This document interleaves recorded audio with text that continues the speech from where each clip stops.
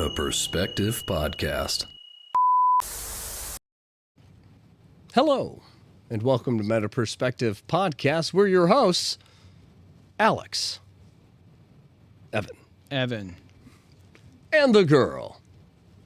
This is the show where we talk about deep and interesting topics and try to get to the heart of the idea through multiple perspectives. Well, we got the chat up here. If you guys want to join in, we will have a call line at some point. But we want to know what you guys think. And we want to know your input for this conversation because Meta Perspective Podcast is not meta Without your perspective. That is the fun of the show, though. We will have a call line, all the stuff. You guys are going to get more integrated with us. But while we talk about this stuff, we want you to jump in because today's topic is... aliens. What? Crazy. But again, we want everybody's ideas to fuel this idea. I mean, I think for the most part, everybody, whether you believe in extraterrestrials, extra dimensional, or like ghosts, like there is always some anomaly that we can't touch necessarily, but a lot of people have seemed to experience. Yeah. And maybe it's different types of experiences through an alien, ghost, this, that, or whatever. But if we're going to be talking about aliens tonight, I want to know everybody's thoughts on this. Let's try to break this down and get to the heart of the idea. What is an alien? What's going on here, guys? This is a wide spectrum. Are we talking about different species? What's going on? You know, I want to say, too, guys, if you are watching for the first time, please give the channel a follow. We are trying to gain a following on YouTube. We've been doing this podcast for about 4 years now. Established 2021. That's right. 4 years. But yeah, we were doing on Twitch for a long time, and we switched to YouTube. The algorithm is like a slow burn, so It's funky. honestly, if you guys join the conversation and hit us up, even if you're not watching live right now, if you're watching it, you know, post, definitely leave a comment. We will respond to it, and we want to know what you guys think, and we will definitely hook you up. And we've done subscriber giveaways before and stuff like that. We'll do some more in the future. But for now, just tune in and stay tuned. Just stay. Stay. Just stay. Stay. Stay. Sit. Good boy. That's yeah. right. Just do that. So, yeah, aliens. Fucking aliens. You know what? Aliens, when you're growing up, it was always like Men in Black, like Area 51. Oh, it's a conspiracy. It's just a fucking idea that's like not real. It doesn't seem all that real, blah, blah, blah. You know, it's like aliens exist, they don't, you know, it's like all the movies and stuff. But now in the last couple years, you have actual congressional hearings on UAVs or UFOs. You know, they used to call them unidentified flying objects. Now these things go through water and all that, so it's unidentified aerial phenomenon, and then they changed it because it's not just aerial, it's like unidentified phenomenon or whatever. Yeah, we don't even know what this one was. I don't. Is it flying? No, we don't know what it was. It was We don't flying. have a definition for what we saw. And then it went into the ocean, and then it went to space, and then it came back down. And then it turned inside out. But it didn't even have an inside to turn out. So we don't know what we saw. It's unidentified crazy UCFs. Crazy phenomenon. I'm pretty sure I saw the seventh dimension in the third dimension. You know, but that's what you hear from a lot of the stuff that's coming out is we were raised with the idea of UFOs. That's the stance I'm going to take. Right. Yeah. We were raised. Yeah, we're raised on flying saucers, and it's this thing that somehow defies gravity, and it can go really fast, it can stop, it can go different directions. Like these UAPs we're seeing match the same criteria that these things can do whatever they want and kind of defy physics as we know them. Okay, so but my weird stance on this is it's if these things are extraterrestrial and come from other planets, what bothers me more is like the dimensional aspect of like portals of these things just appearing like in a moment where it's not like these things suddenly had a frequency and they're like, hey, the humans are thinking about this. Let's go and appear in that spot. It's like kind of like the Skinwalker Ranch thing or other weird anomalies where people kind of like a ghost. These people go to a haunted house to try to have an experience, and then something happens that you really can't explain. You're like, that wasn't a creak in the house, a door slammed, right. Stuff like that. Where you're okay, hey, aliens, like Skinwalker Ranch, you should have rocked it up, and this glowing white light comes up, and then it just goes and it fades away, and you're like, if it was from another planet, why would it come all the way over here just to come and see what that one thing is, when the intention of the experiment was to see if it gauged a reaction? That makes me think that it's kind of like the idea of these things are all around us, but on a different frequency. That when we do something weird like a rocket or something that has some kind of chemical reaction, like an explosion or the propulsion, kind of thermal trail, like maybe that leaves resonance in another frequency, in another dimension, and these things see it, and we see them coming to try to figure out what's going on between this bridge because the intention is directed. I'm just saying. Well, let's step back. Let's step back for a second. Let's just kind of establish the foundation of the conversations. So we all grew up with the idea of UFOs are a conspiracy kind of thing, and for the most half of the past like 60 years since this stuff, like we've all heard about Area 51, like kind of like the 60s area and stuff like that, and like this stuff has been talked about for a long time, but until very recently, it's like everyone has smartphones now, so everybody has the ability to film things. So you have this conflicting stuff. So it's like, like maybe there is a government test of this high new technology that you don't. It's classified, that kind of thing. It's like maybe people are just seeing this kind of stuff or recording it, but it's like at the same time you also have actual military accounts of things that are unidentified and things that we don't know.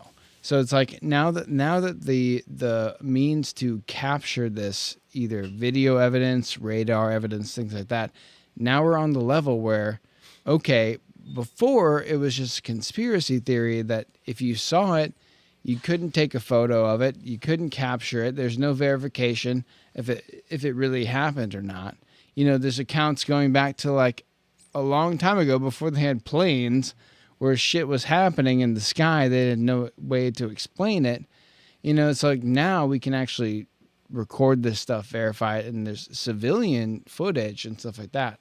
So just to finish what I'm saying. So like, like now we are at the point where, if this stuff is real, there's no more denying if it's real or not. This could be military technology that we just don't know about, and it's classified, and the government kind of just says, oh, no, blah, blah. But now we actually have the government saying, we don't know what this shit is. And people from the Air Force saying, we don't know what this shit is. And that's what I was getting at is when you look at what's going on, it's obviously not just like a conspiracy like Bigfoot or something where it's like some people said they saw this. Here's a blurry photo of probably the real thing. And the whole conspiracy is based around this photo that's probably 100% authentic. You're like, oh, yeah, he's like this? Yeah, you're like, but if we disprove this one photo, does the conspiracy go away? The way I see it is when it comes to UFOs, stuff like that, there's so many sightings by normal people all over. It's not something where it's like, I was in the woods by myself and I was about 30 miles back in, and you're like, were you on ayahuasca? They're like, so I'm living in the woods. And you're like, okay. But when somebody's like, I'm driving home and it's like 3:30 a.m. and I remember because the radio said the thing, and I was like, oh, it's exactly 3:33 or something. And as I was driving, I saw something like a shooting star, and I looked up and I saw like a bright light, and you're like, this isn't. I saw a shooting star, but it stopped. When you hear all of these stories, you're like, well, There's a lot of stories like all of these. There's a bright orb in the sky. It has no flashing lights. It disappears. It moves over 1,000 miles an hour. It's like you hear all of this stuff. I've seen it myself. As it spreads, you're like, okay, this isn't like Bigfoot in a blurry photo. This is like millions of people saying, we've all seen Bigfoot. Like, I know the guy. I've seen him a few times in my life. You're like, well, this gives a little more credibility, right?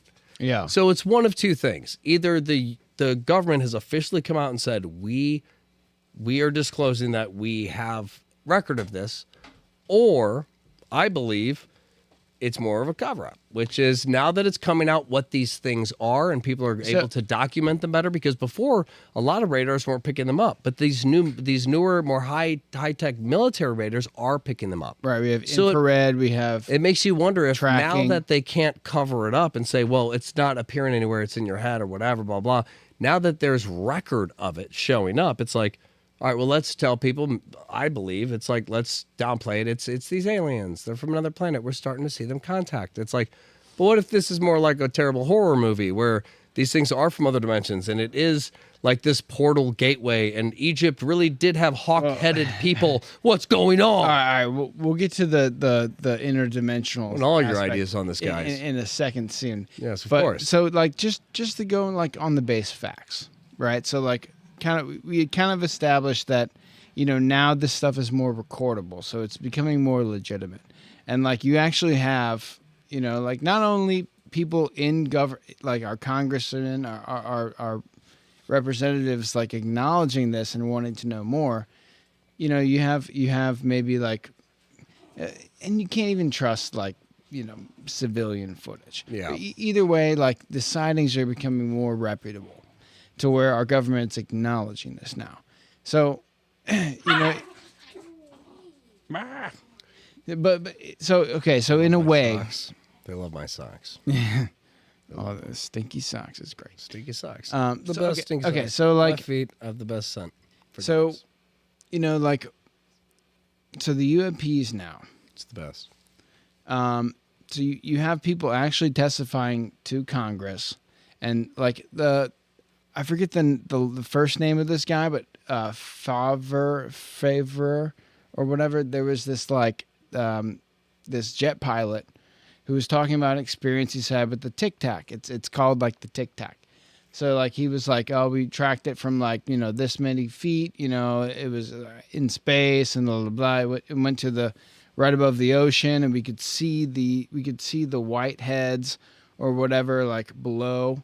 Because it was a clear day, the whole entire ocean, there was no waves or anything, and you see this like these white heads right around this thing. He calls it the Tic Tac, and the Tic Tac like oriented itself like north south, the east west, and then it just takes off or something like that.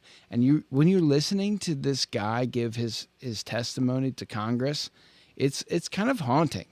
Because he's like describing all of the setup and where he was, and like he was in his cockpit and blah blah blah. He was doing a training mission, and they said, you know, the training mission's been canceled. We need you to go identify this unknown phenomenon. It was like on an aircraft carrier, and this thing like basically like he was tracking it, and it was kind of tracking him and like fucking with them a little bit. And there's footage of this. Like he was on Joe Rogan. I think they showed the footage. I've seen the footage of it, and these high-tech trackers that are meant to track high-speed moving jets to break the sound barrier. Yeah. You know, the tracker thing was on this thing, and it just goes. It just goes out of it. And if anybody actually understands the technology that the military has for these trackers, when a jet is flying through the air, to the person watching the footage, it looks like it's floating in the air because the trackers are that precise. Oh, yeah. So when you see these things being tracked and it darts and you see the camera shift a little bit outside of the tracker, like that shifting you see for a second, that's like real, like broke your ankles, like you got juked. Oh yeah. But when you see it, G-forces. But when you see it just shoot out of frame, that means that our greatest military technology for tracking the fastest drones and missiles and anything coming at us isn't even close to being able to follow the speed of whatever that was. And that basically means that anyone in that vehicle would have been killed. But even Because more it's simple, it's accelerating so fast. There's no way. but even at a more basic level, the trackers are not equipped. They cannot handle the speed of whatever this is. So no matter what, they have handle the fastest jet times 2, times 3. you're telling me that if aliens don't exist, if extra dimensional beings don't exist, if this is something that is of some earthly being, of some country's spy drone or whatever it is, we all have to agree that the technology that supports that far exceeds what we have been able to even like conceptualize. Yeah. Like we think of like propulsion, like you have a jet which blows out fire from the jet fuel that pumps through its veins. Then you see a super silent little glowing ball in the air. Right. Makes no sound and then goes from 0. It doesn't speed up. It goes from 0 to 1,000. From what? No, it goes from 0 and then it's going 1,000 miles an hour. It's going, and then all of a sudden, whoop, there's no gradual change. Right. What it's doing is clearly a technology we don't have because it's not using like propulsion to speed up. It's using some other type of technology to propel through space. Yeah. Which obviously brings up the whole idea and conversation of that these things are warping, are creating a warping going Right. through space and time, and that's why they're able to go so just fast. to close out what we know, so like, this stuff's been documented, and you have the actual military and the Air Force like admitting that these things are unknown, these are unclassified. Like there's a lot of classified stuff, and we don't know the full extent of that, and there are people that have talked about things that they've seen and what they can talk about that is unclassified versus things they can't talk about that are classified.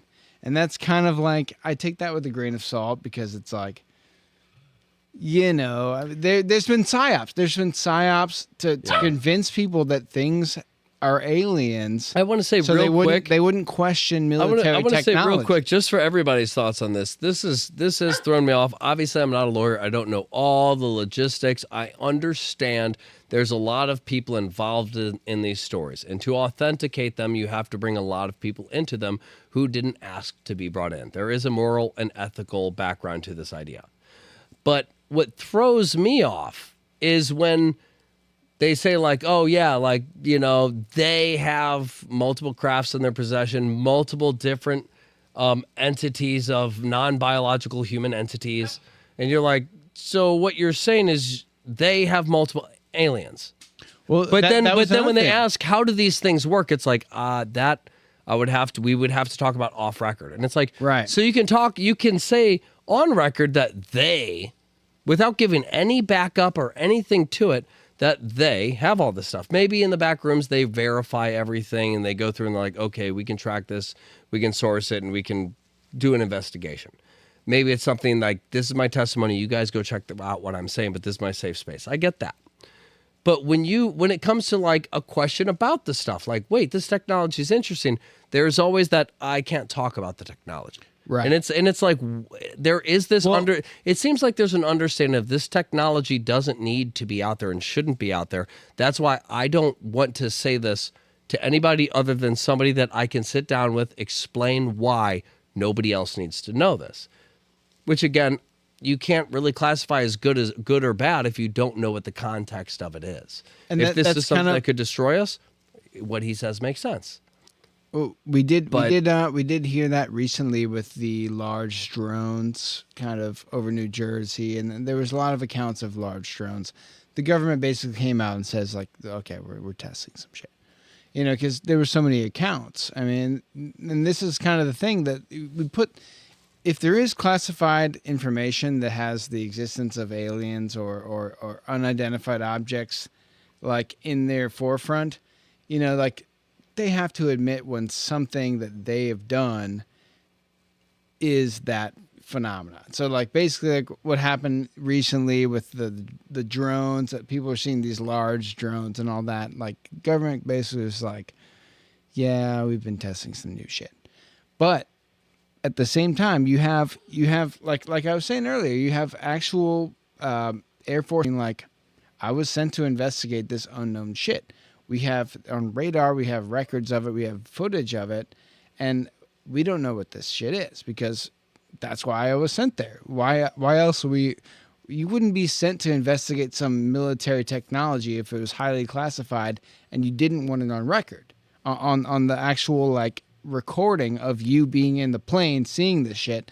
Like that would not happen. So and we also at the same time, apparently, we have people in, I forget the name of the guy, but there was someone who testified to Congress saying that we have biological remains of some non-human. Yeah. Which no, why would you non-human biologics recovered from a non-human vessel. Yes. So you're like, so you recovered something you recovered a UAP.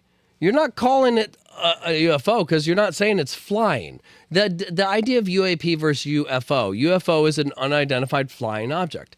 As these things are getting studied, people need to realize the reason they changed to UAP from UFO wasn't some like woke bureaucratic nonsense. It's them disclosing, saying, "Hey, we're letting you know these things don't fly." They just, but it's they in go underwater. No. It's a UFO because I see it flying in the air. No, we're telling you what you're seeing. We're telling you it's not flying. We're not telling you what that is. We don't know. But we will tell you that whatever you're seeing is not flying. It's doing something else. Are not confined to just the air. And that's the crazy thing about it, man. And so, just that sets the stage for the next, because obviously we don't know what these things are. Our government's starting to question, and Trump and his cabinet and the people he's put in place have made it a priority to disclose some of this stuff. And I think people are very interested. Like, there have been on record psyops by the government telling people that it was aliens. Whatever military technology we tested over your farm, that we don't know what that is. So that must be aliens. We're going to take you seriously. So this goes beyond that because like now we have people testifying in Congress. So it's like, what used to be a psyop conspiracy theory is now being questioned at the highest level. Yeah. And unexplained at the highest level. And that's the and crazy being taken part. serious. Yeah, That's what blows my mind. It's being taken seriously. It's the questions being asked. We are probing. We want to know what you know because we actually are taking what you're saying serious. Are you saying this? Is this what you're saying? And the more it's coming out, it's blatant answers. It's not like what you see with politicians in Congress. I don't take a stance. I don't have the information on me. I cannot recall. Right. It's so are you telling me that you found biologics in there that were not human? We recovered a non-human aircraft that had non-human biologics in it. Yes. Yeah. You're like, that's specific. This is something that's not just when you see Congress and people taking it serious, that means whatever this is goes much deeper than what is being shown to us. That means people with real power are coming down and saying, hey, we're going to use our influence. We're going to use what we know to figure this to shit out. Actually take this serious because when you see the military letting this stuff out going, hey, we want everybody to know we don't know what this is. This is not us. And we want to disclose that if this is another country, can anybody help us get better? Well, okay, so maybe we have better weapons. That's the other thing. What is too. this thing? Help us. This is the gut check, right? So, like, if this was another country, and it was some very advanced technology that we can't even comprehend, and we're actually questioning how this craft would maneuver this way. If that is the case, and some other country has come up with this, we have not seen that in combat. We haven't seen that being utilized in a way that we can track or tie things together. Like, if this technology is out there and it's just being tested and just to fuck with us, and it's so far advanced beyond our military, because let's be honest, every technology that we have is like 10 years old compared to what the military has. The AI that we are using now, it took $100 million to train this AI. think about what the military AI has. You know, No, I agree. Anytime, this stuff is so much. I want to say, far anytime advanced. somebody argues like, well, the military has just cutting edge technology. No, they don't. I mean, like, they do, but they do, not to that level. But not to what we see them utilize that they show and use is not where they are. And that's what people don't get. When you have Nikola Tesla and Albert Einstein, two of the smartest guys that I could name from a realistic human history that we all know did Tesla, exist Einstein, and did stuff. Newton. Yeah. We know they actually did what they did, at least to a good enough extent. So if these two guys both were just insanely smart and their whole passion of life was, I want the answers, why did both of them end up working for the government towards the end of their life? Right. And I guess or what for I'm the saying- military, I should say. Right. But that's what I'm saying is when it comes to this crazy technology, our military is the first one to get it. There's recently a video out of that warship shooting that laser cannon. It just came out recently. It's pretty scary when you see it. You're like, this literally looks like a Death Star. Like, this thing is terrifying.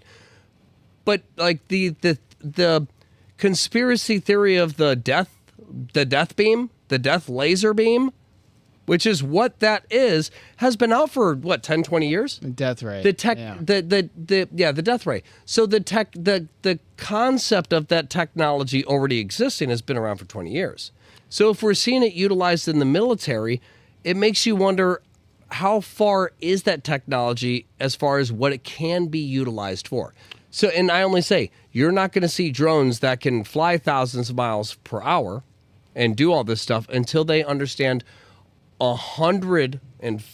100,000% what this could be utilized for. Because again, it's the same as aliens. If an alien spacecraft crashes on this planet, if they're extraterrestrial, they're like, we're from another planet. You guys are cavemen to us. Oops, we left technology you weren't ready for at your doorstep. I hope you don't figure this out. We might have fucked up.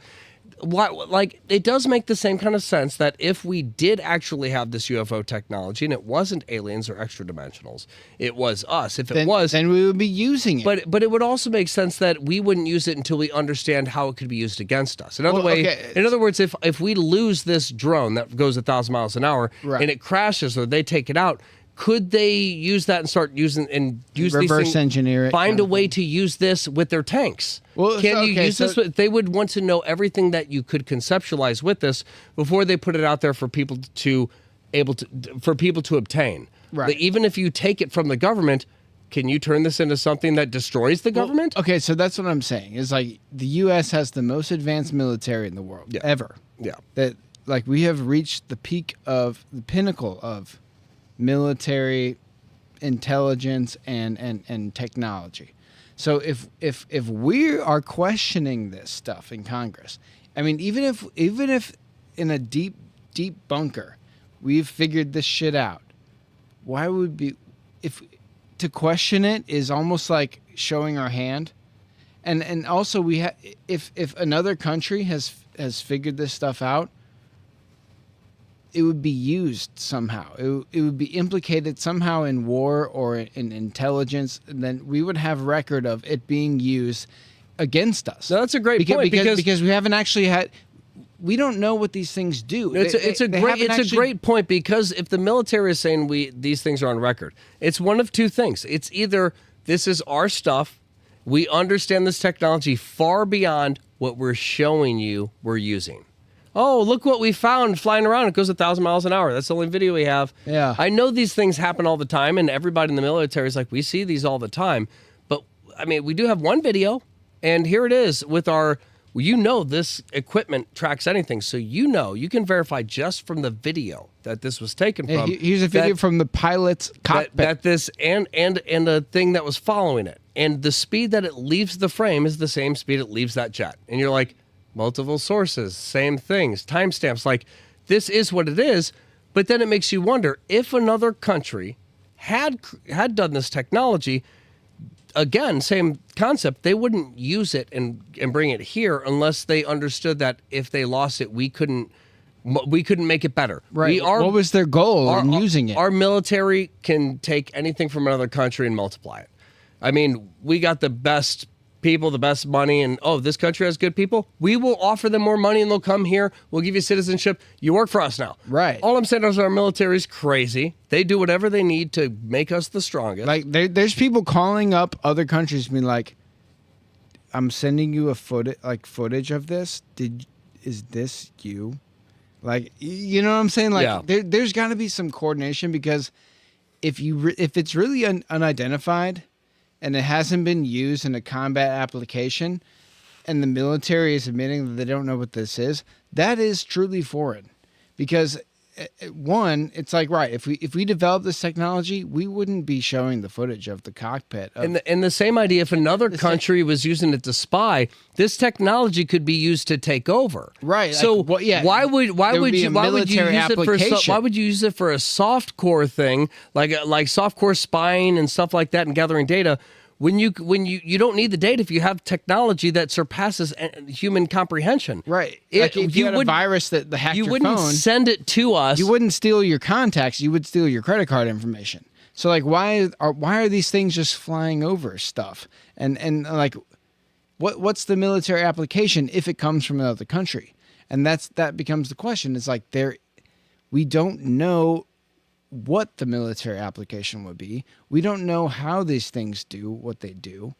We are questioning it because we don't understand it, which means we don't have the technology. But one thing I want to bring up regarding these things is specifically the white orb UFOs, or the pill, the Tic Tac.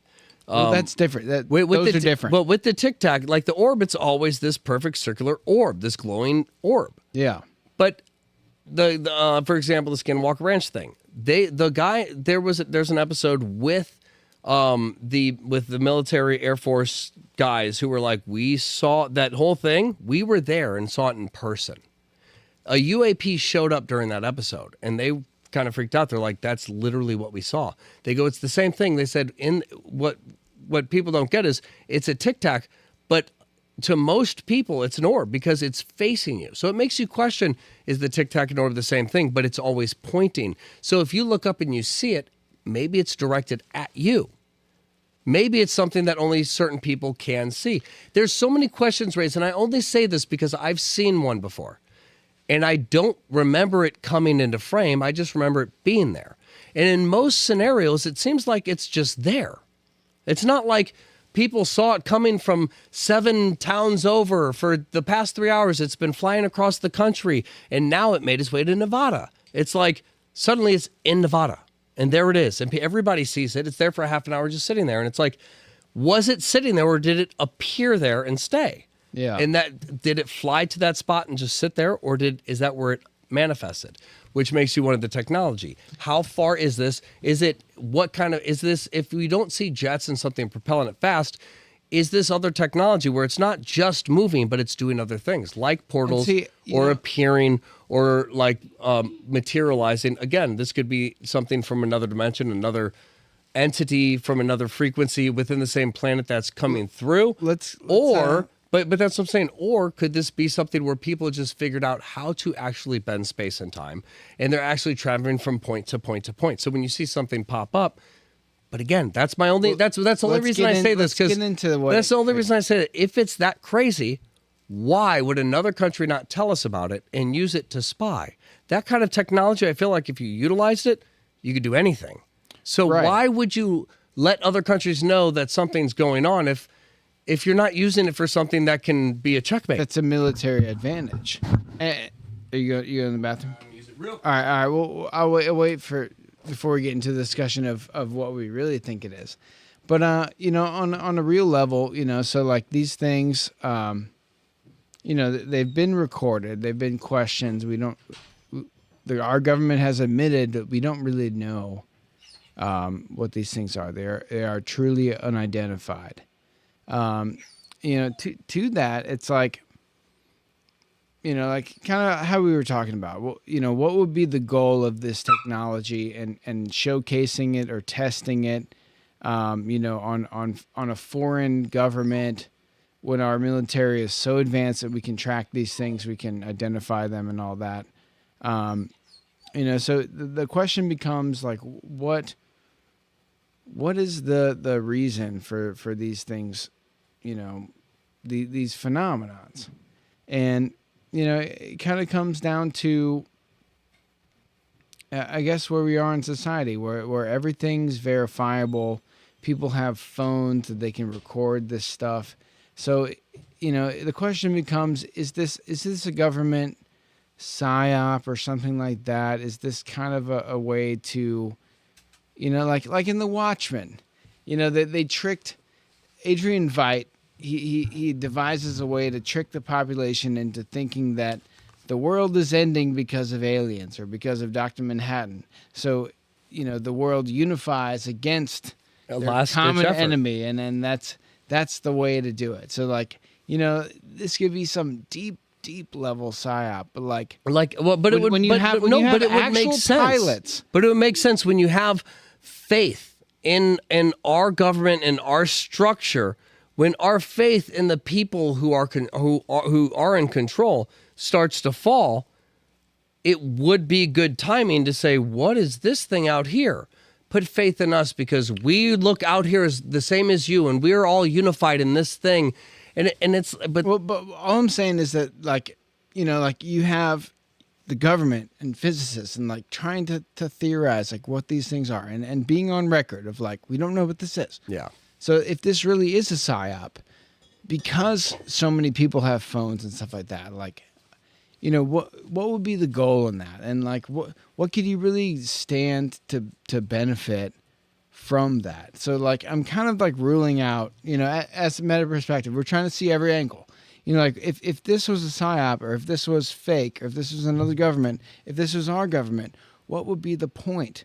Why are we questioning it? Why are we, how do we have actual seasoned military pilots, Air Force pilots, being okay, we're being sent to investigate this unidentified thing, and on the fucking radio, being do you see this? Are you looking at the same thing I am? That shit is crazy to me. I will say though, that's not a psyop. You can't do a psyop that deep. Just to play devil's advocate, a general makes all the decisions. Even if you're the most seasoned pilot, soldier, you name it. I call the shots. You don't know why I do what I do. You just do it.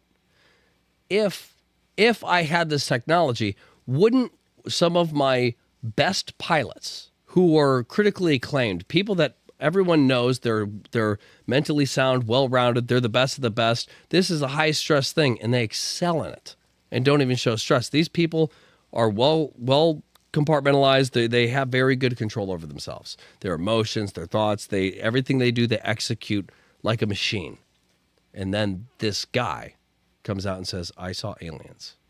Wouldn't that be the most credible thing if you wanted to use it as a psyop? Is to take people that are credible, that are the best in their craft. Because if you're going to say, well, he's crazy, well, he's the best pilot. If he's crazy, what is our definition of crazy? Because he excels, he's the best. Because again, when it comes to these pilots and what they do in the military, there's psych evaluations and tests and stuff like that. And when these guys are acing these tests and being I'm very cognitive, you think you're on point. I'm on the point of that point. These guys are describing the humidity level and the temperature of the air and the conditions of the ocean and the clouds and all that. But they're able to take all of these things and compute it in their own mind and understand how that's going to affect them flying out there because they have such a good connection with the vehicle they're flying that they already know what it's going to feel like with a denser humidity or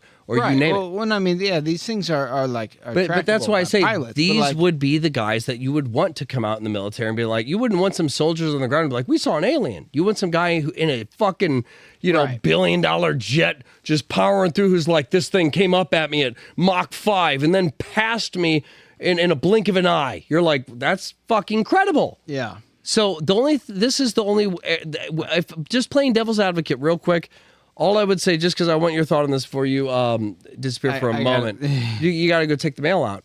But basically what I would propose, devil's advocate, is if this other conspiracy of what is that thing called? It's the laser systems. Laser projection kind of thing. Laser projection. I forgot the imagery and but it's the whole conspiracy. but that Guys, doesn't help me out explain. here. It doesn't explain the radar though. But the thing is now I will say that yes, they did catch it on radar. But I would also back up again. This is our military. The radar that our military is using, we don't fully understand it. We just know that it's better right. It's than data. standard It's data. military than standard You're right. radar. It's send out, come back. So it's like that can be manipulated. And the idea is, what is it called? Blue arc? I wish I could remember. It's I will remember before this is over, I'm sure. But the thing is this technology, the theory of this technology, I'll throw it out before this is over. But what this is said to do is it is like kind of a satellite laser guided system. And with this, you can actually heat up certain areas and focus these beams in certain areas in midair. So what they're saying they can do is they can make like a ball of light, like an orb thing. They could make it appear. They could have it move like a laser pointer where it just moves. But this thing isn't really real. It's fake. It's a hologram, really. Right. It's like two lasers hitting each other. And just to jump into conspiracies, we could have another time. Not necessarily I believe this, but you could go into the same idea that this is the same technology that's causing these wildfires all over the place where like for some reason certain colored houses don't burn. Like it's got a blue roof and none of the houses with blue roofs burned. And you're like, well, it is proven with certain lasers it does this. But again, with this type of high-powered laser, would that still have the same effect where the blue would be what's filtered out? And these are the only houses that didn't burn were the ones that had this one thing in common, which is color, which a laser would be the only thing that makes sense. A normal fire doesn't make sense. Yeah. A normal fire takes out all the houses as it goes. A laser thing incinerates and burns up everything that's within that spot. And as it burns up, it's not something that's natural moving. It's like lighting a fire in a pile of leaves. It doesn't spread. Those leaves burn up and they're done. Or I mean, you have like the standard like solar insolation of the sun hitting the earth is like X watts per square feet or whatever like that. If you concentrated that, you could start a fire. You start a fire easy. You have power plants that have mirrors pointing at some like salt concentrate thing that creates an extreme amount of heat because all this reflection is going to it and it's creating heat that's driving like a steam turbine kind of thing. So it's very possible that from space you could concentrate energy on the surface. And that's the only reason I say for devil's advocate, the only other way I see this is kind of like you said, it would be a psyop to, in the midst of people not having faith in what might be corrupt, how would something that's corrupt try to get faith back? It would probably lie to you, right? And you're like, well, you're telling me that this organization would lie to me using crazy technology to make me think aliens exist. It's like, I mean, that sounds absolutely crazy. But when we have all these videos of these UAPs in the sky and flying around, kind of the same idea. You hear like everything that's happening to people, it's psychological. It's not like I was walking and I just got abducted. A lot of times you have those stories. I mean, it's a mess everywhere, but part of me wonders if a lot of this stuff, if it is some kind of control technology, that it wouldn't be focused to be more of a psychological thing, which is kind of what I want to go into here as far as if this type of stuff, if these things are created and it's just some laser guided system that's a hoax, then where would the basically my idea being if it was a hoax and these things were just these laser guided orbs that are focused to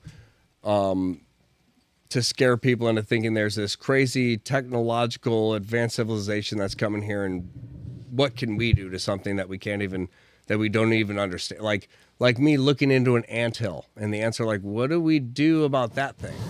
I see a giant thing staring down at us. I feel like if it wanted to slap its hand down, we'd all die instantly.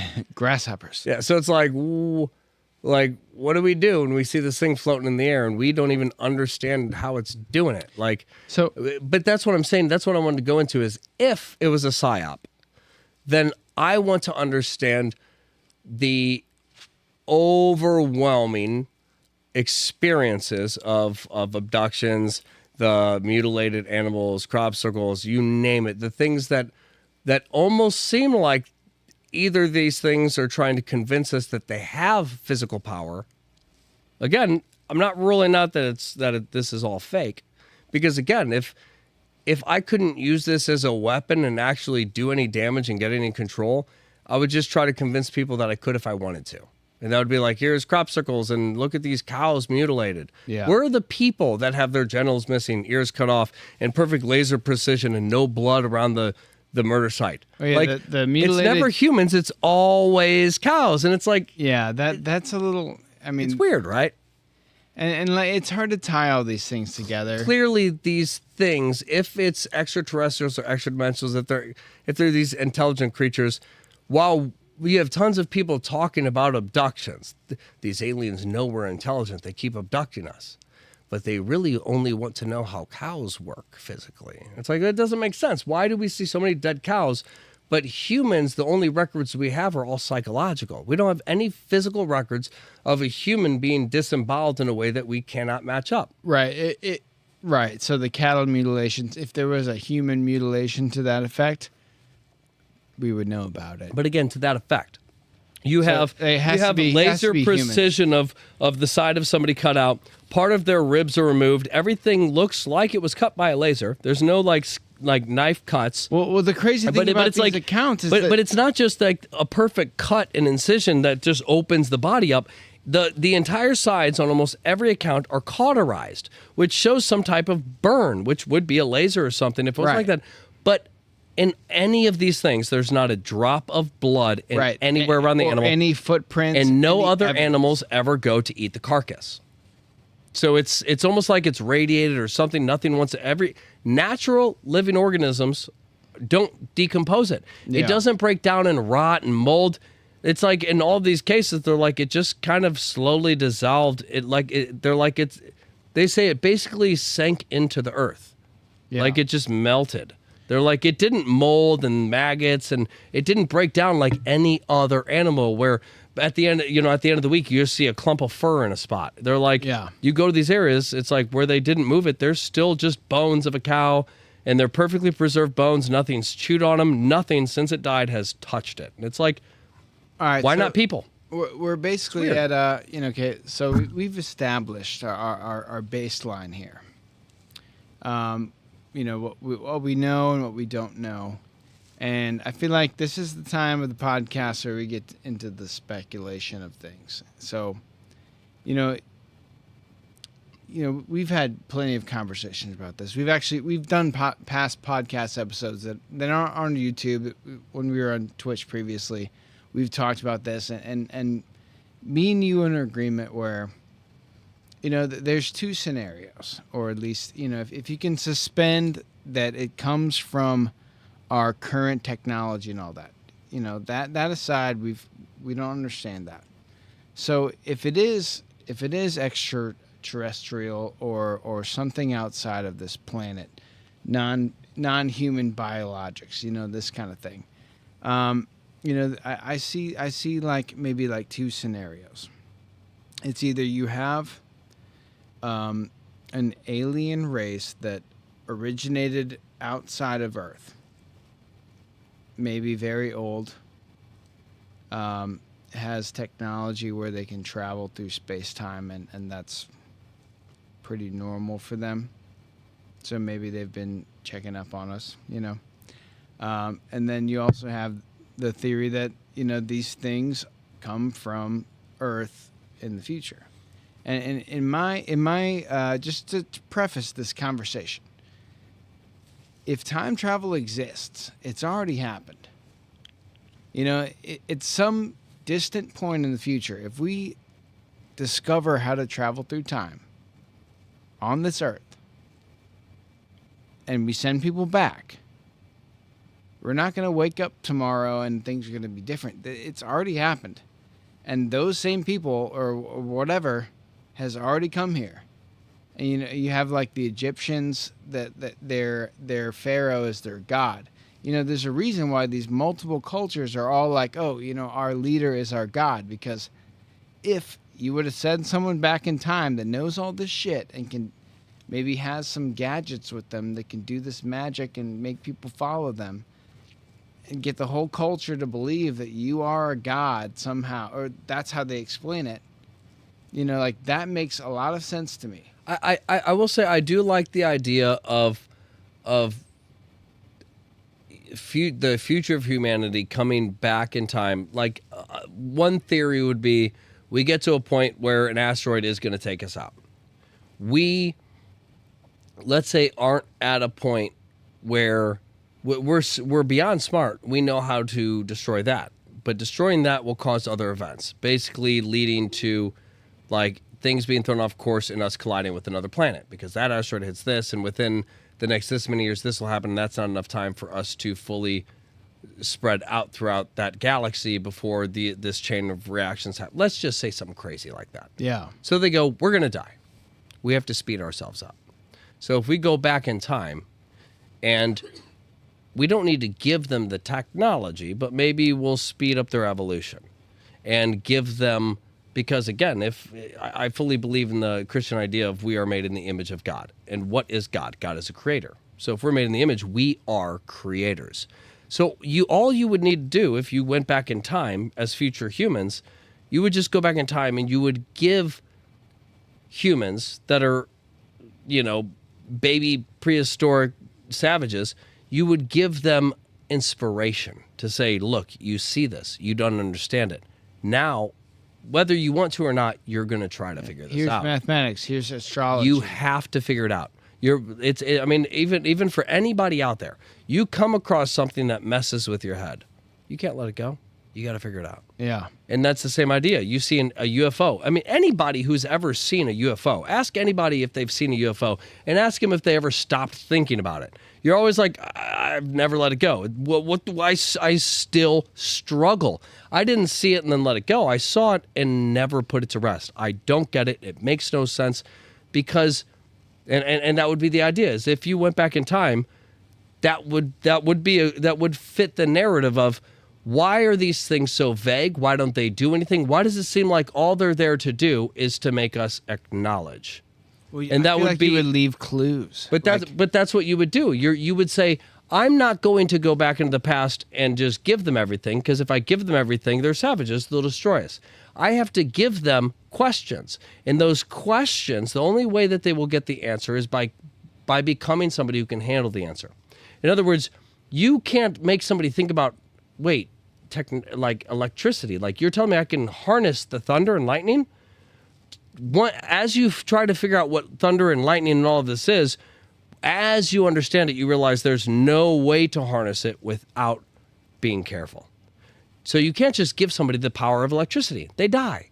You give somebody the thought of electricity, they figured out and learn how to harness it themselves. We are creators. So if we were going back in time and that's what all of this is, then it would fit the narrative. That's why I do like that theory, because it would fit the narrative that all these things are doing. They're not attacking us. They're not doing anything other than, like, when you question it and you look up, you see it. And you're like, I saw one. Like, I've been thinking about it for months, and then one day I saw one. You're like, so what's going through your head? You're like, I'm just trying to figure out what it was.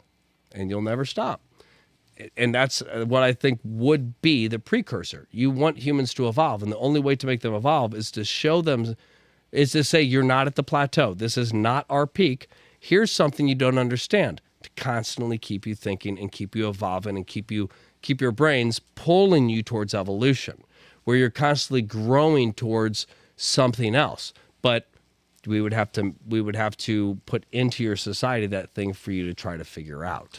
And there's some interesting theories on time travel and space time, and I know that it's like it's a very big sci-fi. It's becoming more solidified, though. But it's slowly becoming like a concept where you're like, okay, I kind of get the idea of the warping with time and how they're separate, but they do work together and how you can like bend one to stay in the other, and I get the idea that time, it's starting to make sense. So like time, if I can explain it on like a purely like physiological, or like not physiological but physics level.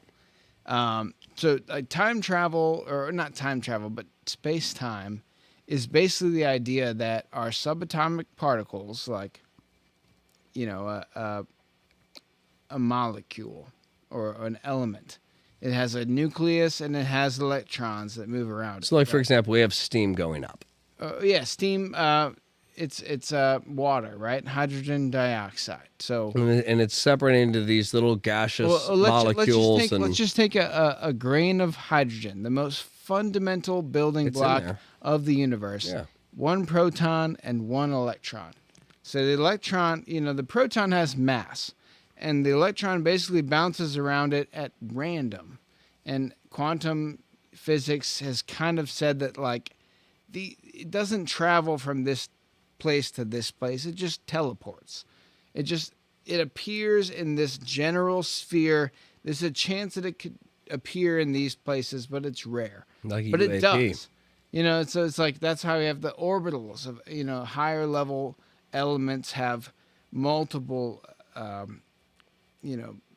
areas where these electrons can appear. So, like, if you just take the basic hydrogen, it's a sphere, right? Like, God is a sphere. Everything's a fucking sphere, The universe, the planets, it's all fucking spherical, because it's all equal distant from the center. Yeah, if anything is going to be perfectly well balanced and everything has some kind of a nucleus over a center point, then everything would equal out. Yeah, yes. By definition. At every level, at small level, at large level, it's all equal. Yeah, if you said a square is perfect in its own way, the corners are further from the middle. But that's exactly, it's not. By definition, it's not a perfect equation. Two corners are farther distance than the adjacent corners. It's perfect. It's a perfect shape, but it's not the perfect shape. Right. So like each shape is perfect, but there's a perfect shape. It's a circle. Okay, so big old ball. We take a hydrogen atom, right? So let's say that a still atom, it moves at a certain speed, right? As you increase the speed of that atom, like as it goes faster, this electron is just randomly appearing in this orbital. But the faster you go, the closer you get to the speed of light, the atom, the nucleus is moving at an astronomical pace. It's moving very fast. And this electron is appearing randomly in this orbital shape. So it appears here at the same time as the nucleus is moving further away from it. So it has to catch up. It has to teleport from this distance now closer to this distance. And the faster and faster it goes, it gets wider and wider. And it's a slower movement for this thing to catch up. So when you have a lot of gravity and a lot of things are confined, these electrons, they don't go out as far as they would. They would go closer. Same thing if you have something moving very fast. They have to catch up. So the faster you move, the closer you get to the speed of light, time goes slower, literally. And the more gravity that you have, the tighter the electron is to the nucleus, so the faster time happens. So our bodies, as we are made of molecules, we are a biological reaction. So our reactions that are happening at the cellular level, the molecular level, are happening faster because we are close to a large gravity center. But if we go into space, it starts to slow down. But it's insignificant compared to the speed of light. If we get very, very close to the speed of light, and our electrons are constantly catching up, then time basically slows for us. So, to get back to the UAPs and the idea of these things moving so astronomically fast we can't even track them, there's been a lot of theories of if you can create some type of interference from the Earth's gravity or any gravity, what's, so to speak, outside of your orb, then, like you could like walk at a snail's pace across the globe, and to us it would look like it happens instantly. Like the Flash. Right. Because these ideas have been broken down and understood for a long time. Because your electrons are moving at the speed that they're moving. It might take you a year to walk across the entire globe or whatever, but then us in our locked in time area in this Earth, it looks like it's moving very fast. So like scientists and the people that are trying to understand this technology, if it is foreign, have basically come up with the idea that they have somehow isolated themselves from space-time, and it doesn't matter how much time it takes them to go from point A to point B. We're seeing it happen very fast, and we can't explain it because we don't understand the technology. But like to them, yeah, they might just be like moving at a snail's pace. I mean, they could simply have like a device that essentially can measure and keep up with and go the speed of light. Yeah. And then find a way to go beyond in an area where you can tune a frequency within that and be like, okay, now we can control it. Or just now we can move, accelerate your electrons. Now we can move at the speed of light, but we're moving at the speed of light with the speed of light. So instead of us going to this planet and back and, oh, shit, it's been like 100 million years. What happened? Everybody's dead. Like we went to this galaxy and back, and we've missed a few generations. It's like, for us, it was 10 seconds. We went there, took a picture, and then we flew back, and it was 4.5 seconds there, 4.5 seconds back. That other little bit was just us taking the photo, and then. But the thing they may not even be manned. But what I'm saying crafts. is, if we could have a craft like this, that the craft itself created a type of like anti-gravity bubble around it, then that in itself would stop the effects outside from affecting the inside. And if you could have the inside move at that speed, just like a car, you would move at the same speed. So you could move at the speed of light and go to a galaxy and come back without the effects of aging going on the planet that you are, or you, because you're basically neutralizing the indifference between you going there and back. Right. So you cannot become the speed of light, because then you would just disassociate into pure energy. You would have to create like a car that could move that fast. You can approach the speed of light faster and faster and faster, but you'll never get there, or you'll disassociate. So what I believe, or how this is theoretically possible, is these are not manned crafts. These are data collection things that basically, if you could figure out a way to excite the subatomic particles around you, and nothing else, then gravity wouldn't matter, because the Earth's gravity is small in comparison to whatever excitement that you've done to this craft, and it's not manned by anything biological. But even though they've recovered biological remains, I don't know about that, but like theoretically, if you had a robot drone, and then you had a way to excite the subatomic particles within a meter space, then you could basically send that thing anywhere. It doesn't matter what planets are next to it. Like, that thing would literally exist for like millions of years, but it's all metal, so it's not going to decay, and there's no oxygen in the air to like make it decay. So like there's nothing influencing it. So it's just a ball of metal with stuff inside. I'm still so like you could send that somewhere. I'm still and trying it would to live find millions of years and come back and give you the data. I'm still trying to find the video of it's an older video. I want to say it was from the 90s, but it was a guy explaining like he's like, I was part of this stuff. It was like one of the earlier congressional hearings, and it was kind of overlooked. I've seen it pop up a few times. The guy has some credibility, but what he was talking about was how they worked, and the way he was explaining, I was like, in a weird way, although I don't understand it, makes sense. Oh, Lewis, I'll look it up. It's not anybody I've ever seen before. Okay, it was like this guy sitting at Congress. It was like you can tell it's older. All right, not to interrupt. Sorry. But it's been very hard for me to re-find. But I listened to the whole thing. It's very long. And this guy's testifying in Congress. And there's a few things he's like, yeah, this stuff I cannot talk about here. But like the majority of what he talked about, he was saying that that basically this is what they do. They use these elements. And that I really want to send this to you because I feel like you would get it better than me. But he was explaining how these certain elements worked and how the reaction caused this, which allowed things to stabilize.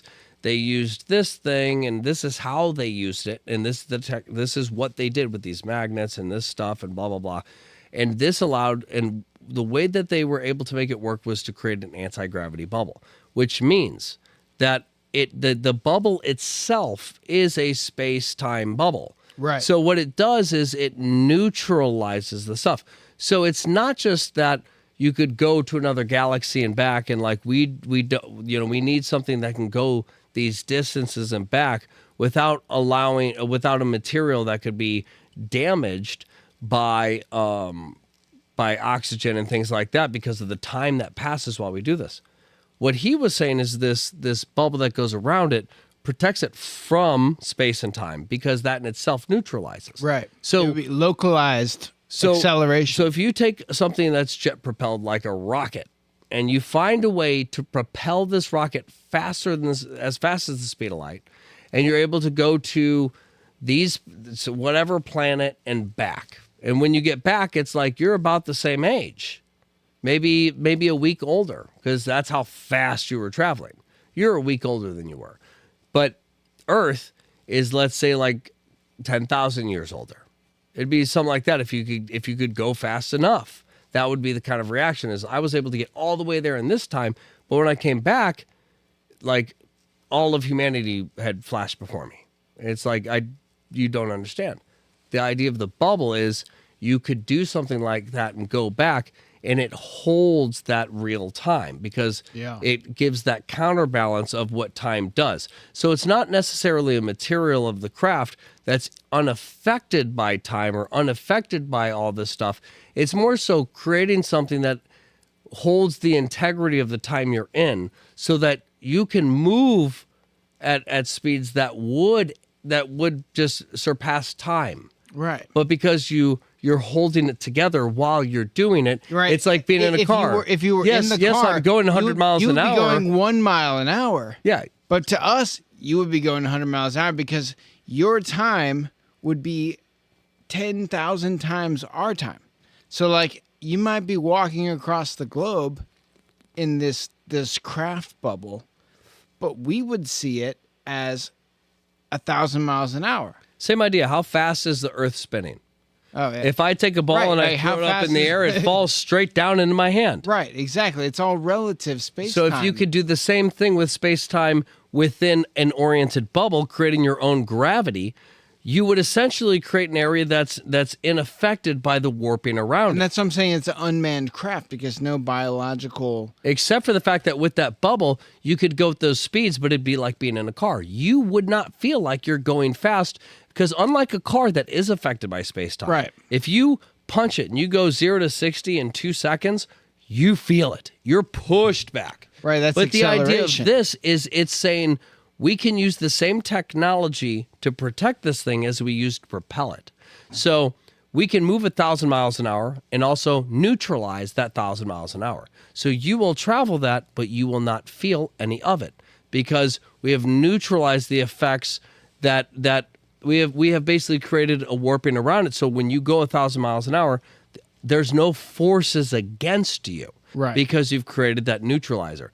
And that would be the idea that there's biologics, that these things can go that fast and they can be in the ship, but they're not affected by how fast they're going because the bubble itself is going the same speed as the craft. And that's almost like it's following it, creating almost like you're in the car is going the speed. The car's right. affected by everything around it, but you're not. So the bubble is what you're creating, and as long as the bubble is going through and you can make the integrity right. of it withstand all the forces going through, then anything in it would be ineffective. It's like two cars going down the highway. One's going 61 miles an hour. One's going 60 miles an hour.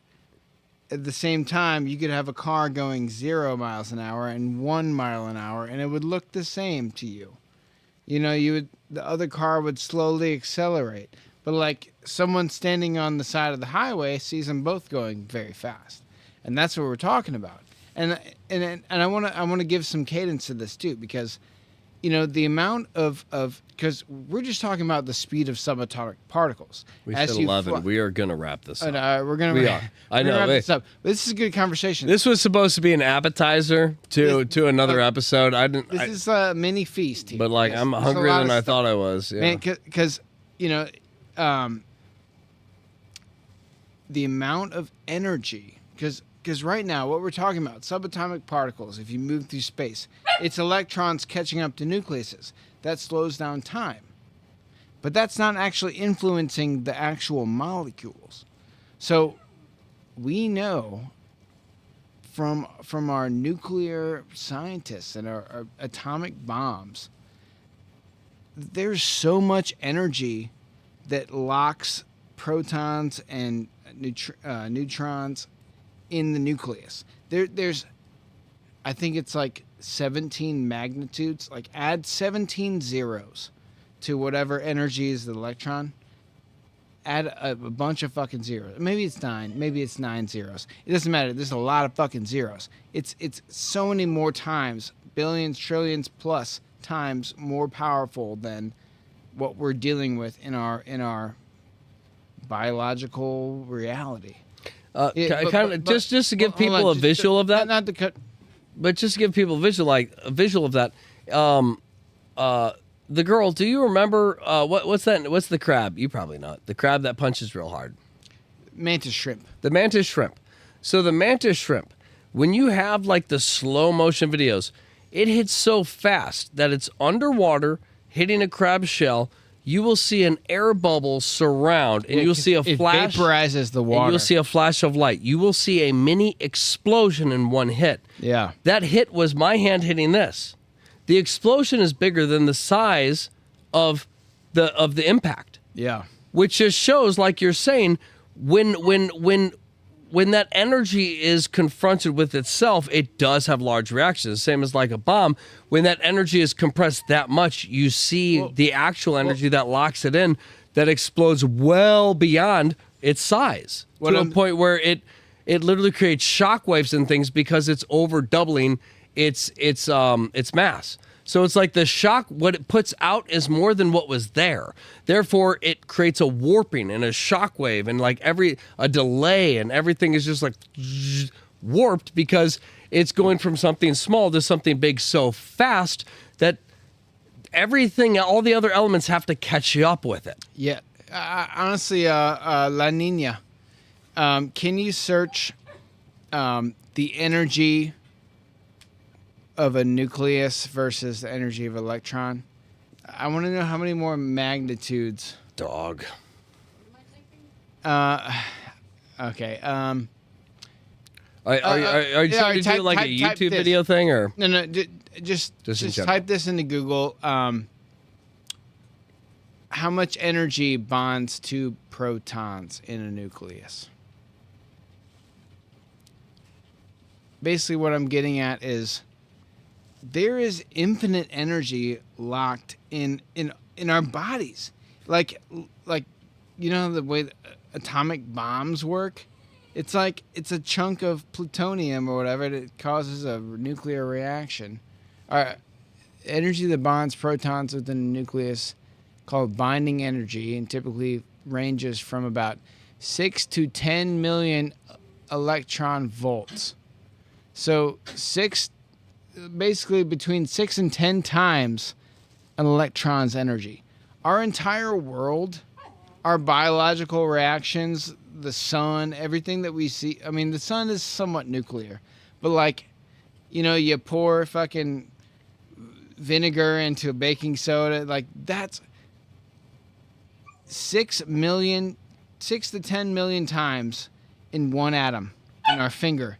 So there's so much energy locked in our actual biology. If you can, Just to give people an idea, a taser, a typical cheaper taser you could buy that may not fully incapacitate somebody, but it's going to hurt, and it might bring a smaller person down. I'm talking about... It's going to be about 120,000 volts. So when you're saying something that's small... One molecule in our bodies has more energy than that taser. Has more energy. 6 to 10 million times more energy than that taser. They actually have tasers out there that are 999,000 volts, like the Knuckles. You can Google them. I wouldn't recommend it, and I'm not an advocate. I don't want these on the streets. Why did I say that? The point is if you hit you put it on, and when you turn it on, it's probably only like one good hit or something. Right. But if you hit somebody, it goes on your knuckles. If you hit somebody, that's almost 1 million volts straight to the body. That's almost a kill shot. Like, that's guaranteed. If I hit you, you're at least falling over for a second before you reorient, and you're like, what am I doing on the floor? Yeah. But like something like that, if you held on somebody for like 5 seconds, I mean, they're dead. I mean, 100%. You're dead. If you excited one molecule in my body, you could blow up this entire house. But that's what I'm saying. There's that much energy. We're talking almost a million molecule. But we're talking almost 1 million volts in one of the most powerful tasers out there. And it's one of those things that's known. If you hit somebody, it's one shock. It's not like a taser where you hold the button down and hold it to them. It's one shock, and it's an instant 1 million volts, and typically that could kill them even in that flash of a second. So you think about something that's not a whole mechanism, constructed thing, batteries, all of this stuff that harnesses 1 million. We're talking about 6 to 10 million in one thing. Yes. And that taser itself is made up of how many molecules do you think? Okay. Like, all right. So it's beyond trillions. I've set the stage. So to get back to what these these crafts bolts, are. So like basically, like, to sum up what I've been saying is, in one molecule in our finger, you could blow up the entire house. You know, like, nuclear energy is 6 to 10 million times more powerful than starting a fire. Yeah. So if you can harness that, if you figure out a way to disassemble the nucleus, either through... You could do it through vibrations. You could do it through a harmonious vibration, disassemble the nucleus to where that becomes a reactor or some type of electromagnetic force. If you could create that, you got energy all around you. Yeah. I mean, the water, like a cup of water, could destroy the earth.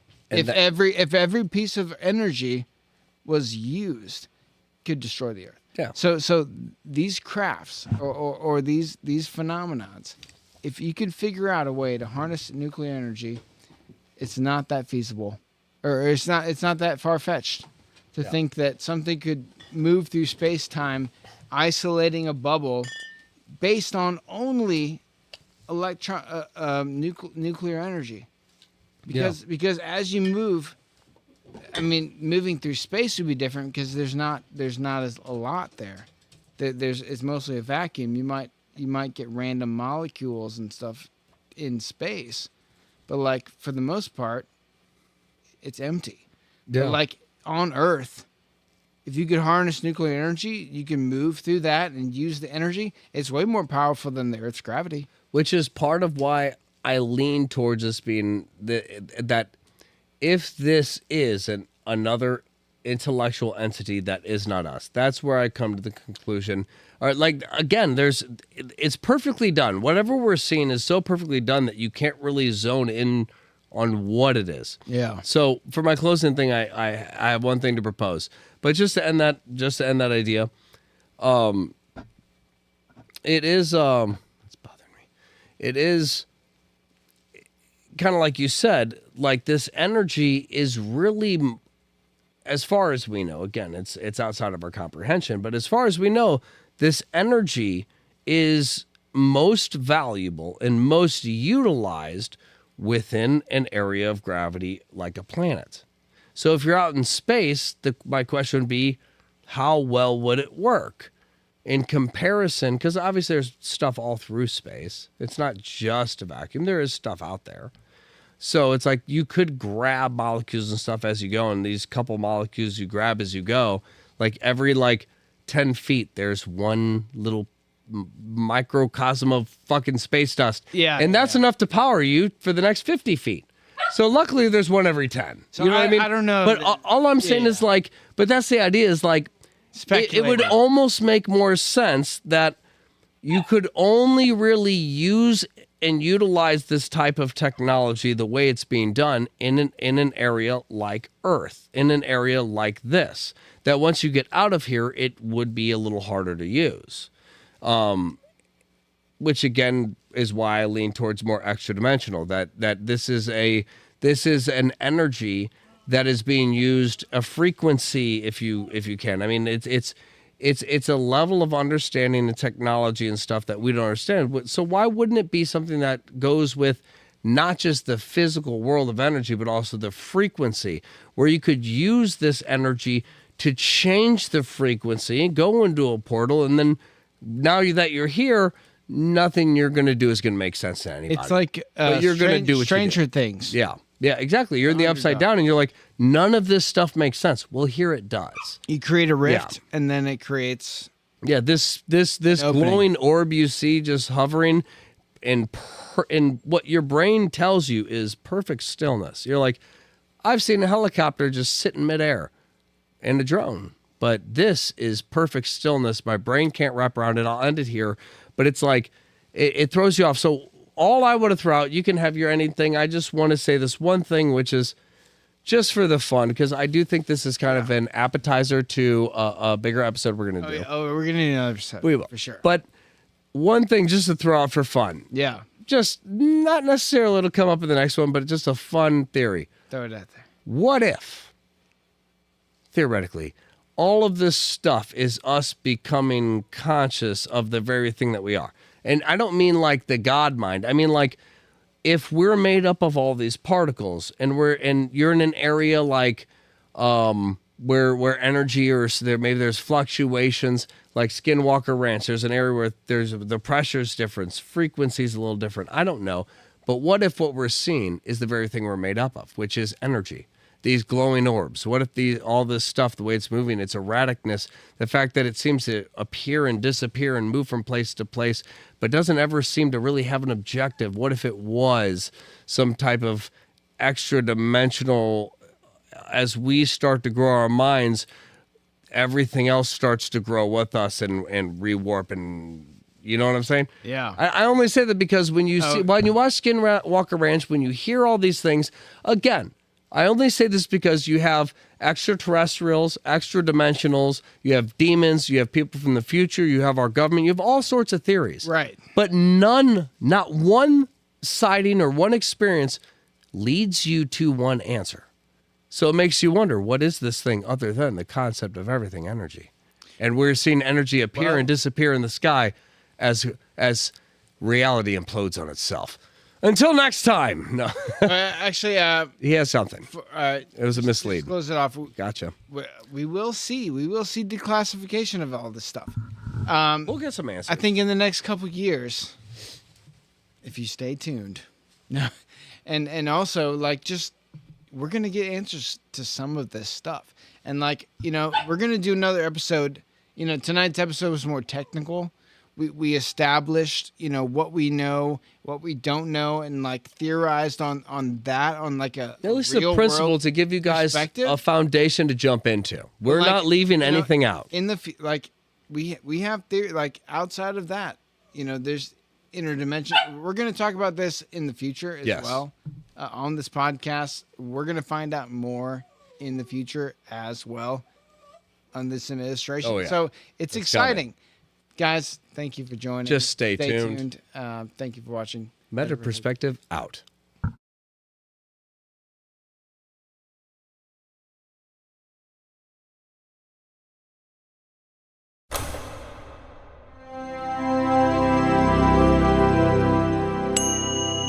Meta Perspective Podcast.